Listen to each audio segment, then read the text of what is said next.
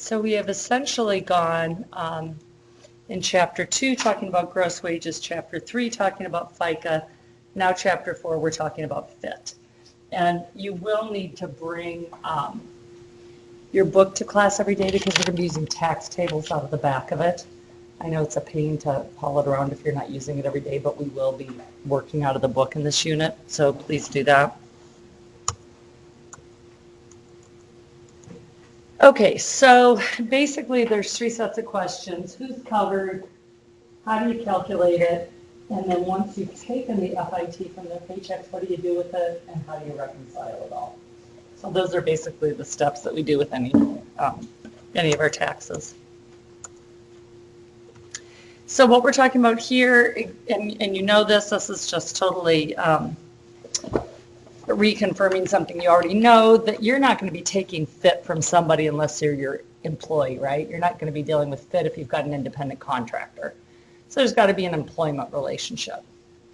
And we know how to determine that. And then the last bullet talks about something called statutory non-employees.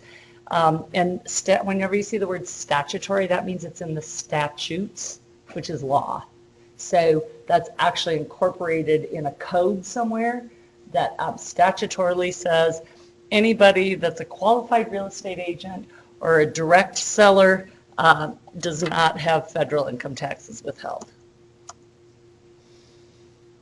Okay, so as we learn how to go to the tables, we have to identify what value it is that we're taking to the table. So for example, with our buddy up here who made $30,900, during the year he was just getting paid out that $25,700, but the very last check of the year was a $5,200 commission or bonus, so to speak, right?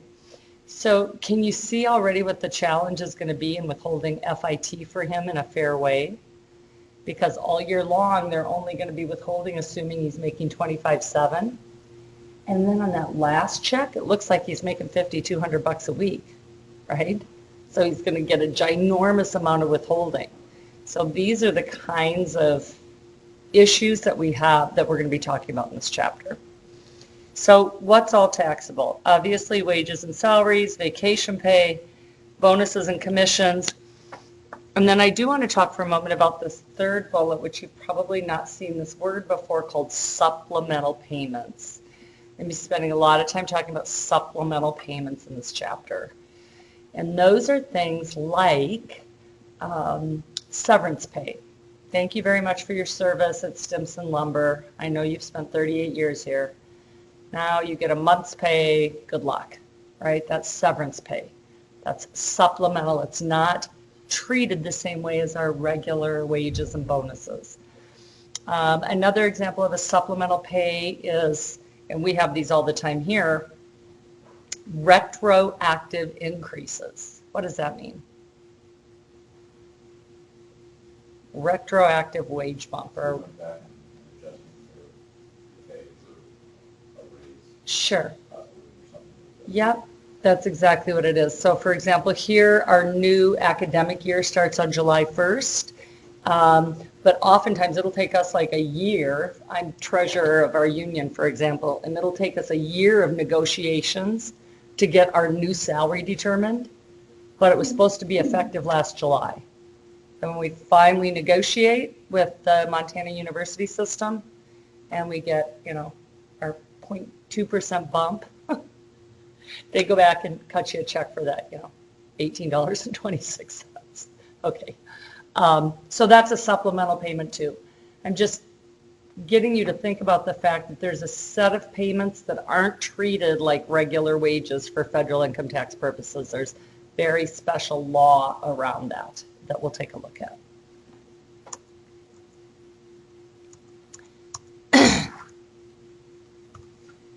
You know that tips are, of course, treated as taxable wages. We practice that, and I think we just had that on the exam. If you get any sort of cash award like, oh, yay, Alyssa, you were top saleswoman of the year, here's $1,000. Awesome, that's totally taxable. And then we've got this whole area that we really haven't identified until this chapter called taxable fringe benefits. So there's your fringe benefits can kind of get segregated into two pots. One pot is comprised of things that you don't pay tax on, like if your employer pays your medical premiums, your health insurance premiums, you don't have to pay tax on that. But if your employer pays for your dependent care, right, for part of your daycare bill, that is taxable. So we're going to have to learn about these two pots of fringe benefits, because some you pay tax on and some you don't.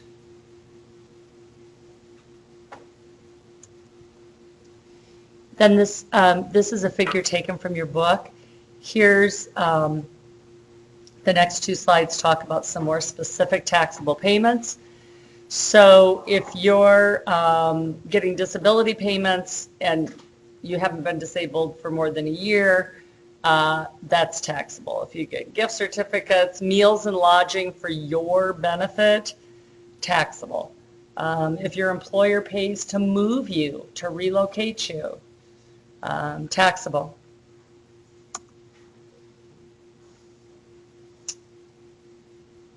Scholarships, sick pay, you can read this as well as I can. So be aware that this is here. They're not common situations, clearly, but well, that's not true. I mean, if I'm Microsoft, I probably am relocating 10,000 employees a year.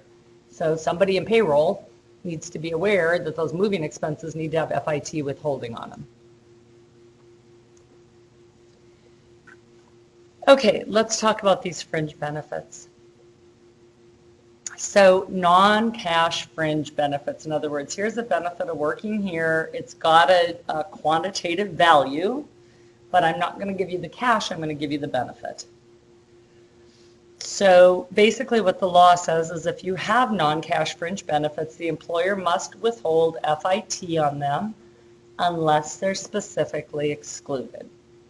So the overarching rule is anything that your employer gives you that's a benefit, that's non-cash, you got to pay tax on, except for the following things. And here's, so the exclusion list is pretty minimal. The exclusion list is health insurance premiums, any medical premiums, dental premiums, health and premiums, disability and premiums. You don't have to pay FIT on that. If they contribute, if they make a match to your 401k or your pension, that's a grand benefit, obviously. You don't have to pay tax on that. Those are the only two that pop into my head right away. If they contribute to your HSA, right, a lot of employers are doing that. Health insurance premiums have gotten so high that they can't continue to do that. So they get really high deductible plans for you. And then instead, maybe they put $100 a month into your health savings account. That's not taxable. So, I've got a question. Athletic club memberships, I work with companies that offer discounts for those. Person use a corporate card, they have a question for the home, digital home. And if we go flyer miles, we get credit cards and buying airline tickets, so I never have that. So let me address those. Frequent flyer miles is actually in the Internal Revenue Code, and it's been a bane to the IRS because people just won't report them and there's no way to track them. So if I fly 100,000 miles a year for my company and get a couple free trips off of it, you know, baloney, I'm going to report that to the IRS, and they just have no way to track it. So legally you're supposed to, but virtually nobody does. Athletic club membership, so discounts aren't taxable. We've got my husband's company, they have a group membership at the Source, and instead of having to pay $39 a month, I think we pay like $14 for him to belong there. So he has a $25 a month discount, that's not taxable. And again, they have to be material. So it's got to be a number that's significant enough to track. So like in Missoula, tickets to athletic events, I mean, like what are season tickets to the Grizz if you're not a student and not in a box? I don't know, a couple $100? Anybody know? No, I don't either. Huh? No idea. No idea. I think like each game is like $40, right? And there's 6 home games, let's say. So let's say it's 250 or $300, okay? What do you suppose season tickets to the Lakers cost? 5 figures probably, right? 10, 15, 20 grand. So again, in the law, it says if your employer provides you with tickets to athletic events, it's taxable. But nobody's going to be following your $200 season tickets to the Grizz. But somebody's going to be following your season tickets to the Lakers. It's because of materiality. Personal use of a corporate car, that's interesting because that is tracked really closely.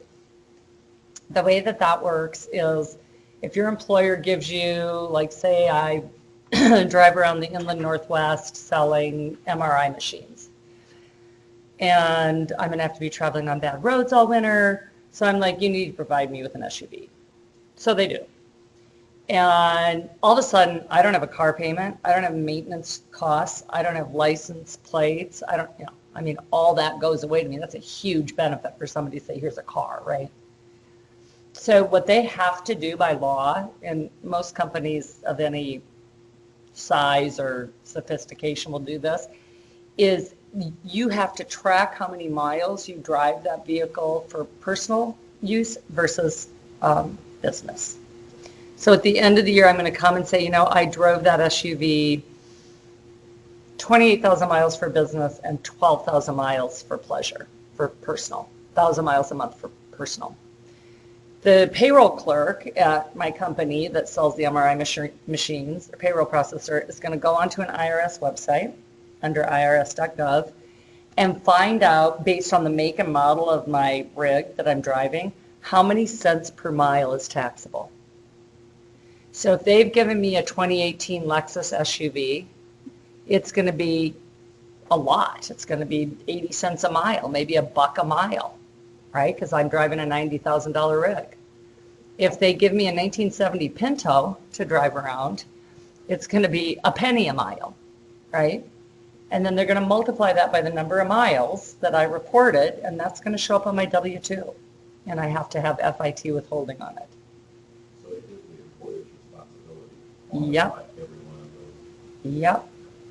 But they've got to have a policy in place that if we all have cars, which many companies have huge sales fleets, or that they provide fleets to, you've got to have a mechanism in place to record that. But also then be aware, so is your SUV really free? No, because you're paying taxes on it, right? But it's still a hell of a lot less than buying a $90,000 car, right? Which most of us wouldn't do anyways. So if you go to irs.gov, I think we looked there to get our 941s, and we hit that little button that said forms and publications. If you hit forms and publications and put in like mileage reimbursement or personal use of corporate car, something like that, the publication that contains those tables will come up. And then stock options, do you know the difference between a stock option and an actual share of stock? Okay, so a stock option, actually this is a great example. I've been tracking this. My son worked for Tesla for a couple of years and had a bunch of options, which says, you see what's happening with Tesla. He's getting, their stock has dropped like something like 20% the last couple of weeks because Musk is getting sued. That's exactly, he said he was going to take Tesla private. He was going to repurchase all the shares and then send everybody into a tizzy. And the SEC is investigating it because it looks like he was trying to make a market for his stock, and that's very illegal. So anyways, an option is you get to buy a share of Tesla for $250. And it's trading right now at 310 and 3.8. I mean, it's not, it's way under 300, but on the day he got it, let's say. So what's the immediate value that day that he got the options?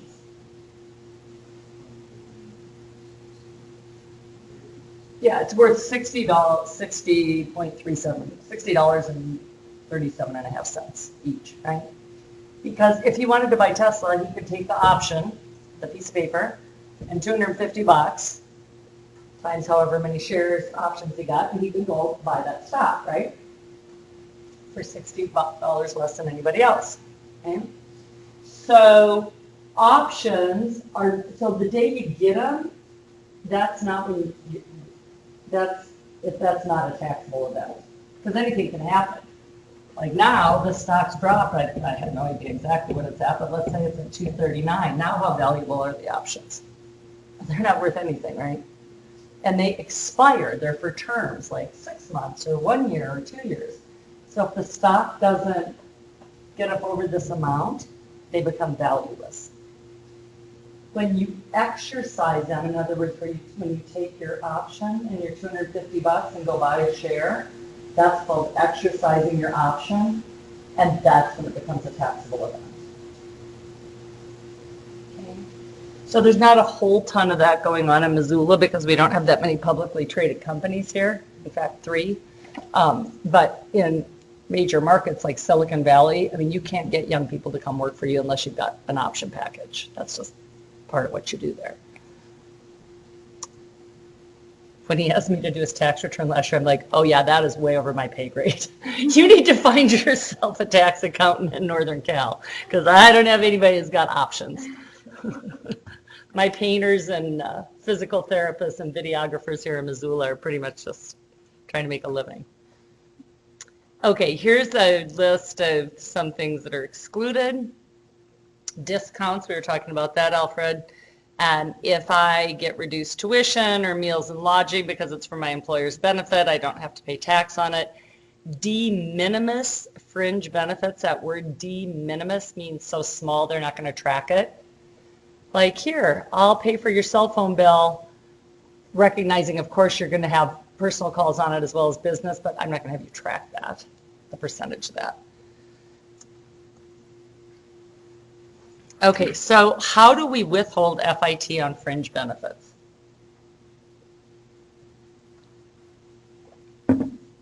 So they're basically treated like supplemental wages.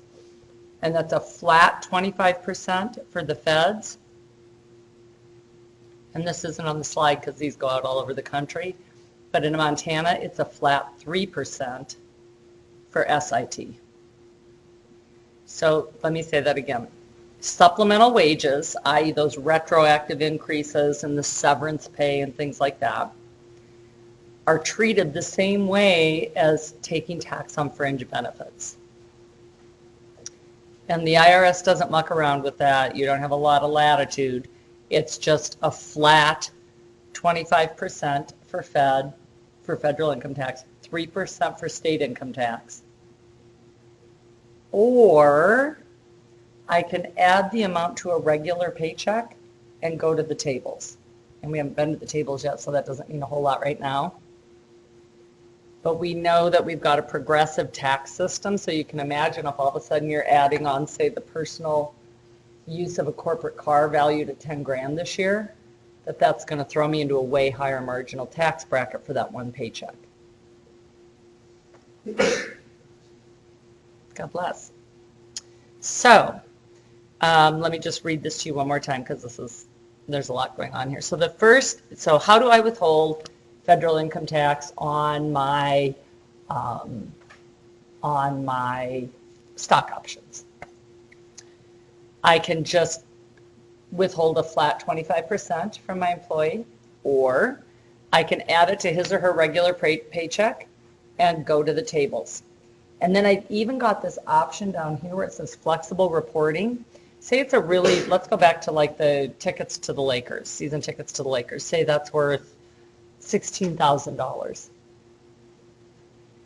My employee doesn't want that to show up on one paycheck and have FIT withheld on that, because that's going to take up, the whole paycheck.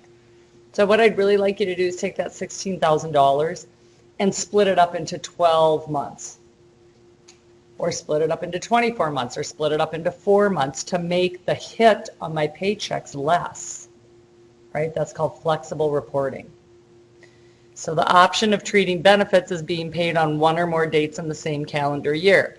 So for example, here, the $2,000 value of a country club membership, I can put all on one check and withhold accordingly, or I can add $500 on each of 4 paychecks. So you have latitude. You can do it any way that you want as the employer, as long as you withhold.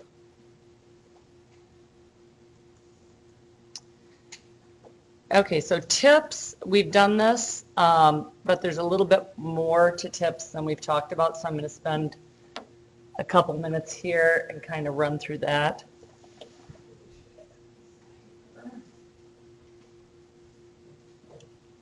So you know that tips are taxable, obviously, we've practiced that. But what we haven't talked about is the fact that there's actually two, maybe we have talked about it, but we need to reinforce it. There's actually 2 kinds of tips. So let me just give you an example of what I'm talking about here. So let's say, Susanna reports tips.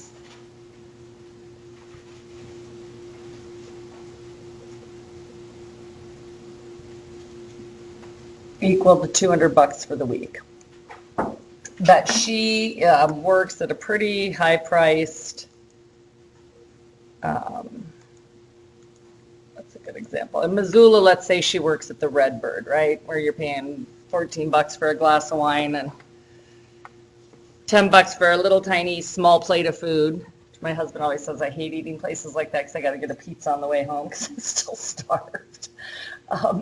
But super expensive. And in 1 week, she has sold that's too much.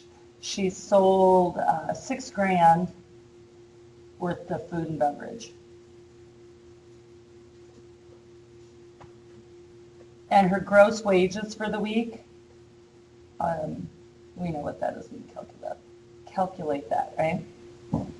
So what our question is here is,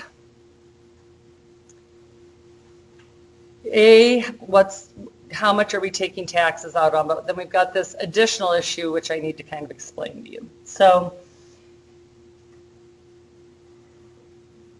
just eyeballing that, what do you think about reporting $200 worth of tips if you sold $6,000 worth of food and beverage? Does that sound like a reasonable amount? Does it? So, I mean, not asking you to like raise your hand and give a number, but do you tip 3% or do you tip 15 or 20%? Right? So, okay. Bottom line is if you're selling $6,000 in a nice restaurant, hopefully you made about $900, 15%, and hope, maybe more, right?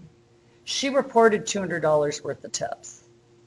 Okay, so here's what the IRS says. If you work for a company with 10 or more employees, you have to essentially report at least 8% of your sales, or the employer has to allocate you some more tips that they throw on your W-2. If you work in a company with 10 or more employees, you can't get away with this. You have to report at least 8% of your gross sales, or the employer's going to need to allocate you some tips, which means put it on your W-2 and you're going to get hit with the tax bill on it. So let's do the math on this.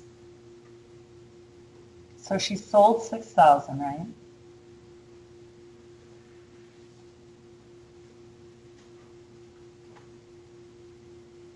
So really they're saying this is the minimum that you should have reported. How much did she report? So how much do they have to allocate her? $280.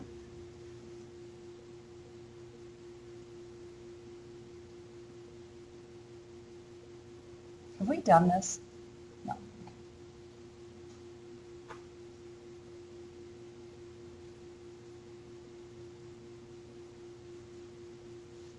So the way this works is the allocated tips, there's a special box on your W-2 that's called allocated tips. And I rarely see that anymore, but you used to see it quite often. Most places now, like if you're a server, you can't check out of your number at the end of the night without at least reporting 8%. I mean, that software is just going to block you from doing that. And now that, I mean, I have no idea what the percentage is, but let's say 80% of all transactions are on a card, it's all traceable. So the days where you could pocket a lot of tips under the table, so to speak, are kind of over because of everything is, digitized. But so let's just go back and take a look at how this fits into what I was just showing you, is that an employer must withhold FIT and FICA on the reported tips. So if I'm the payroll processor at the Plunk, I've got to withhold FIT and FICA on that $200, but that other 280 is going to show up on her W-2, and she's going to get hit with FIT and FICA on that at year end. And I never have to match the FICA on the allocated tips.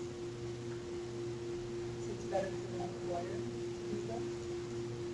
So what employers will tell people to do, which is completely erroneous, is report the bare minimum, report 8%. I had so many people over the years go, all I have to report is 8% of my sales. That's not what the law says at all. The law says you report all of your tips. And if you get audited and you're somewhere where you're making 15 or 20% of your sales, which you will be at a nice place if you're good, and you go, well, I only reported 8% because that's all I had to do, that's not a fair statement. It's just going to keep you under the radar for the moment, but it's not compliant with the law. Question?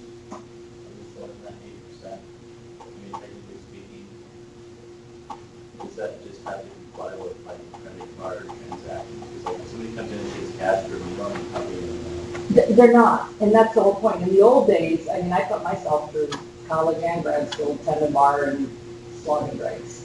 And in the old days, you maybe ran 2 credit cards all night, right, on the old machine. I don't remember that. Do you? Yeah, exactly. You and I remember about the same thing. But now, I mean, obviously everything, is card, so it's all traceable. So if I get audited, all they're going to do is come in and pull a digital trail of what I should have been reporting. So if you're under 10 employees? If you have under 10 employees, you don't even have to run this 8% number. You said the board doesn't have your own contract work on the allocated. Right. Right. So the employer's obligation is only to withhold FIT and FICA on the reported tips. And that is again why an employer will say, hey, you only need to report 8%. Because he or she doesn't have to match the FICA. They don't care. No, they don't care. They don't. No. And like I said, most of the software is built now that you can't even log out at the end of the night without reporting. So even if they only get 8% of the FIT and FICA, you will be making twice that. in tips. Sure. So it's a big, this is a big area of consternation for the IRS, particularly in states like Nevada, where, whatever, I'm just making up a number, but let's say 40% of all gross employment is in the service industry, in the casinos. These people, I was just through there coming back from mountain biking down in southern Utah this summer, and I stopped to see a friend that lives there, and she's younger, in her 20s. And she's got, there's guys that she knows that are running valet making $60K a year at these casinos, right? Most of that's tips. So, this is a thorn in the IRS's side. But it kind of makes up, in my personal opinion, it makes up for the cost of living and the fact that minimum wage is so low. And Minimum tipped wage. yeah, it's hard to make a living, period, much less get government. I bet there's a hell of a lot of people making $8 and $10 an hour that are paying their fair share. So, that's the devil's advocate. I totally get what you're saying. But when you pull one industry sector out, say, boy, they're really challenged by their low wages and making a living, it's like, well, yeah, but there's another 900 that I could give you an example of. So I get your point, though. Okay, so again, just to reinforce, allocated tips is whatever I reported, the difference between what I reported and 8% of gross receipts. The employer is not required to withhold on allocated tips, only reported tips. And then, I'm not going to go into this whole thing. This, primarily because I'm not super conversant on it, but this is this whole issue now, again, like in the old days, when I got done with a shift, I mean, you went around, you took care of your bartender, your cook, and your bar back, and your, what are the guys that clean the bus boys and bus girls, because, they made you successful or not. And if you didn't tip them, they didn't take as good care of you in the future. But now there's a system where you're, in some places, all your tips go into a pool, and the organization tips out the bar back and the bartender and the cook and the bus boys. And so they don't have this system of personal relationships between the servers and their support staff. So, and if you do that, you've got to use one of three methodologies to do that. Okay, last topic, traveling expenses. So this is back to, I'm driving around the inland Northwest selling MRI machines. I am actually there's a lot of different ways I can pay for my travel expenses. It depends upon what the relationship or the protocol is with my employer. But let's say with this particular employer, the agreement is that I expend my own resources, and then I put in a expense reimbursement request, and they cut me a check. So I'm using my own credit card to travel, and then I'm getting reimbursed. You have to make sure that's the situation, that you understand which kind of plan you have. And there's two things. You can either have an accountable plan, or you can have a non-accountable plan.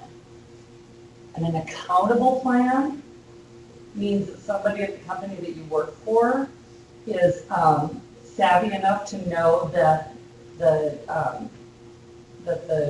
facets or the content of the plan is compliant with the Internal Revenue Code. So for example, the Internal Revenue Code says if I'm going to get reimbursed for expenses, that I have to submit my expense request within 30 days of culmination of travel. It says that I've got to obviously have receipts and backup for everything I did. It says all these things that are going to make it, the IRS say, yeah, you can write off the travel. I believe that you expended these amounts on travel, on business travel. So all it is it's a template. I mean, if you go and Google, IRS accountable plan travel, you'll get a 1-page or 2-page document that comes up, and you print it out, and the officers of the company sign it, you record it in the minutes of the company, and now you've got an accountable plan. It's that easy. But if you don't know about it, how would you do that? If you don't do that, then you might need to have a non-accountable plan. And when I give my employer my reimbursement request for $3,500, it's considered wages. It's going to show up on my W-2. That's very bad for me as an employee, because now that's taxable. Do you see the difference? So if you're going to work for somebody where you are expected to have some out-of-pocket expenses that's going to be reimbursed, I would make all darn sure, do you have an accountable plan in place, prospective employer? Because if they don't, the way that they should be reporting that reimbursement to you is as wages. That employee got those travel expenses on his. They can, but first off, you've got to itemize deductions, not take a standard. And secondly, it's only in excess of 2% of your adjusted gross income, so you don't get all of it. So you never end up even Steven. All right, I'm going to shut down the tape, and then let's talk about what we need to do for next week.